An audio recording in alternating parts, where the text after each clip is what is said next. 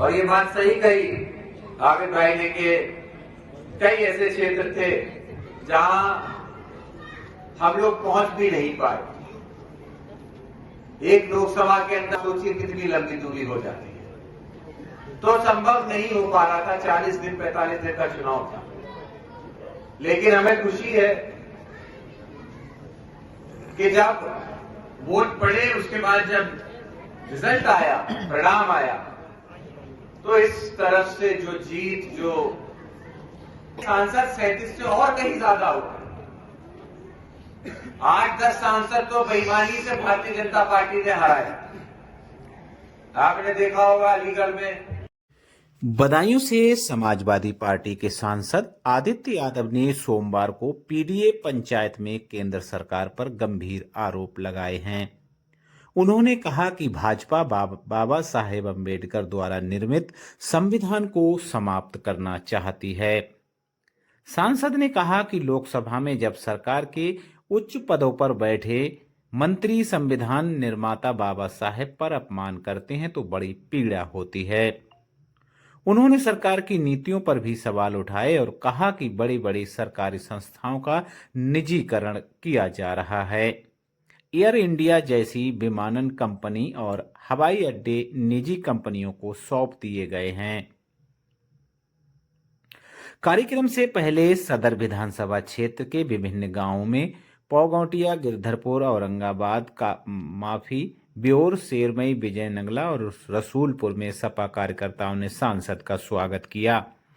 उन्होंने इस दौरान 2027 के उत्तर प्रदेश विधानसभा चुनाव में एकजुट होकर भाजपा को सत्ता से हटाने और अखिलेश यादव को मुख्यमंत्री बनाने का आह्वान किया।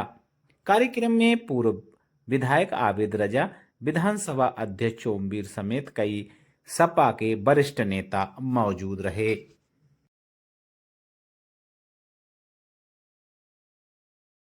हमें ताकत दी है, जो आपको ताकत दे रहा है कहीं ना कहीं वो मुझे भी ताकत देता है। अगर आज मैं लोकसभा के अंदर आपका नेतृत्व कर पा रहा हूं, तो ये मेरे संविधान की ताकत है, बाबा साहब की ताकत है, जिसकी वजह से मैं वहां पे जा पा रहा हूं। आज अगर बड़ी से बड़ी ताकत आपके गांव में आके आपसे वोट मांगती है, अगर बड़े से बड़ा नेता जो दिल्ली से लेके कहां घूमता होगा वो आपके गांव में आकर आपकी गलियों को छेड़ता है, तो वो इसीलिए आता है क्योंकि वो संविधान की ताकत है, जिसको आपको जो ताकत दी गई है, इसकी वजह से बड़े बड़े लोग। मैं आपसे कहना चाहता हूं, आज हमारा आपको जरूरत है, हमें जरूरत है सबसे पहले ये नहीं देखना कि हम किस पार्टी से, आप किस पार्टी से आते हो। आज जरूरत इस बात की है कि हमारे देश की जो तस्वीर है वो तस्वीर इसी तरह बनी रहे। ये एकता जब बनी रहेगी तभी हमारी पार्टी, हमारी विचारधाराएं चल पाएंगी। अन्यथा ये भारतीय जनता पार्टी वो पार्टी है, याद रखिएगा, ये वो लोग हैं जो सरकार में आते ही बड़े बड़े बातें सरकार में आने से पहले करते हैं, तो जैसे ही सरकार में आते हैं तो आपके हमारे बाजू, हमारे हाथ काटने का काम भी यही भारतीय जनता पार्टी वाले करते हैं। मैं ऐसा इसीलिए कह रहा हूं क्योंकि आज जिस तरीके से सरकारों की संस्थाओं में निजीकरण होता चला जा रहा है, बड़ी बड़ी कंपनियां जो सरकारी संस्थाएं होती थी उनको निजी हाथों में बेच दिया गया। बड़ी बड़ी प्लेन की कंपनियां, बड़े बड़े एयरपोर्ट, हवाई अड्डे सब प्राइवेट कंपनियों को दे दिए गए।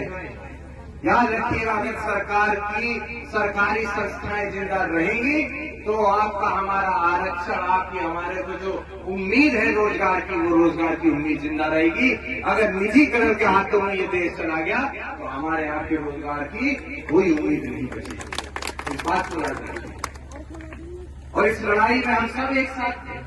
आरक्षण की लड़ाई में नेताजी के साथ में, काशीराम जी के साथ रहे, मायावती जी के साथ रहे, तभी ना हम आपको आरक्षण मिल पाया।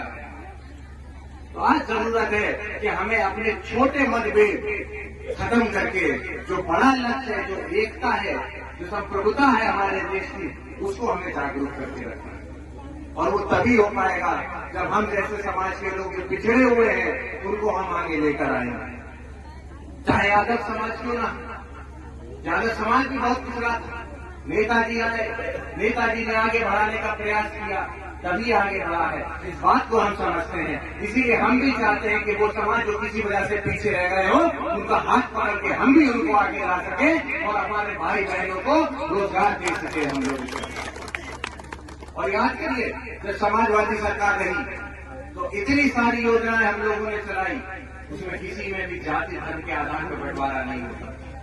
इस बदायूं के लिए मेडिकल कॉलेज बनाया तो वो मेडिकल कॉलेज इसलिए बनाया था ताकि आप चाहे गरीब का बच्चा हो या अमीर का बच्चा हो, छोटे मध्यम वर्ग व्यापारी का हो या बड़े व्यापारी का बच्चा हो, सबको बराबर का इलाज, निःशुल्क इलाज मिल सके। इसीलिए ये मेडिकल कॉलेज बनाने का काम हम लोगों ने किया। बड़ी बड़ी संस्थाएं, शिक्षा की संस्थाएं हम लोगों ने स्थापित की इस बदायूं के अंदर, ताकि आपकी आने वाली पीढ़ी अगर शिक्षित होगी, सशक्त होगी, तभी आपको इस कर्ज से निकाल के आपको बाहर ले जाने का काम करें। याद रखिएगा, अगर देश को आगे बढ़ाना है